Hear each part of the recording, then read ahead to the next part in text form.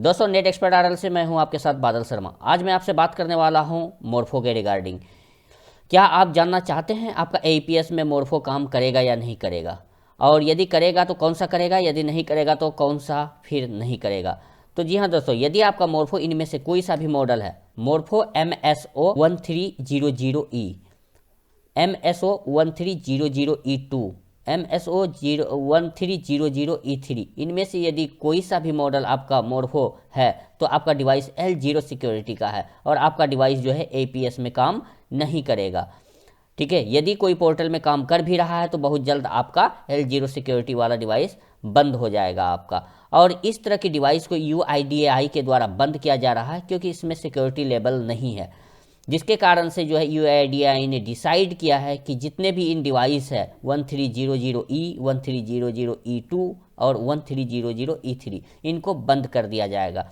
अब L0 security में problem क्या हो रहा था कि अभी आपको जैसे करंट सिनारियो में आपको पता है कि जब भी आप किसी का विड्रॉल करते हैं एपीएस के द्वारा, तो आपको क्या होता है कि सबसे पहले ऑपरेटर का फिंगर देना होता है।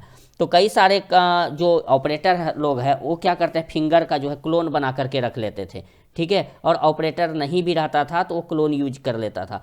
तो इस चीज़ को रोकने के लिए, इस तरह की चीज़ों को मतलब बिल्कुल हटाने के लिए UIDAI ने एक स्टेप लिया है कि इस तरह की जो भी L0 सिक्योरिटी पे काम करने वाली डिवाइस है उसको बिल्कुल ही बंद कर दिया जाएगा। तो अब आपका कौन सा डिवाइस काम करेगा, उसके लिए अब सिर्फ आपको L1 सिक्योरिटी की डिवाइस काम करेगा। अब आपको एक कन्फ्यूजन होगा कि L1 सिक्योरिटी डिवाइस कौन सी होती है।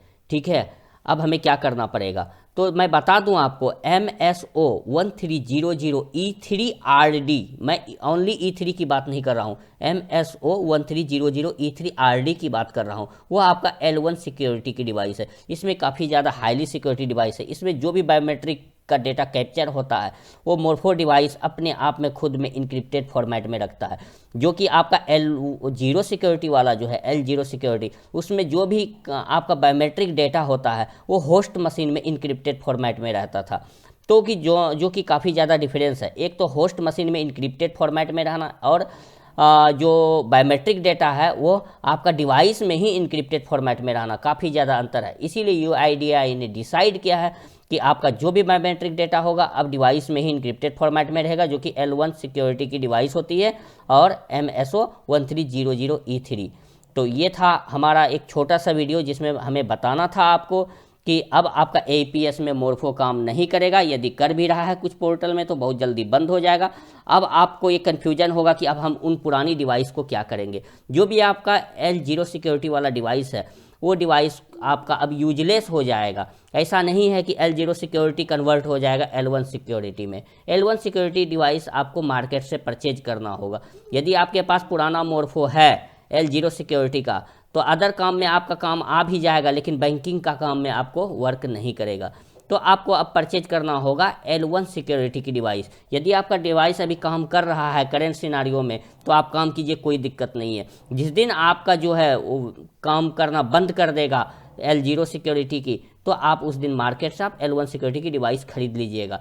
अब आपके मन में एक और सवाल होगा कि L0 सिक्योरिटी के L1 सिक्योरिटी में कन्वर्ट कर सकते हैं या नहीं। तो ऐसा कोई सॉफ्टवेयर नहीं होता है।